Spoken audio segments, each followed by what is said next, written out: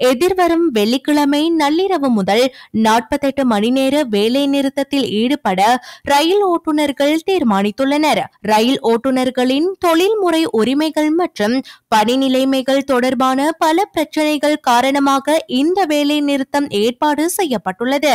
அத்துடன் ரயில் ஓட்டுநர்கள் பணவீக்கம் மற்றும் வாழ்க்கை செலவு போன்றவற்றை சமாளிப்பதற்கு சம்பள உயர்வை கோருகின்றனர். இந்நிலையில் பிரச்சனையை தீர்ப்பதற்காக அரசாங்கம் ரயில் நிலைய அதிகாரிகளுடன் பேச்சுவார்த்தையில் ஈடுபட்டுள்ளதாக தெரிவிக்கப்பட்டுள்ளது. எனினும் இதுவரை உடன்பாடொன்று எட்டப்படவில்லை என தெரிவிக்கப்படுகின்றது.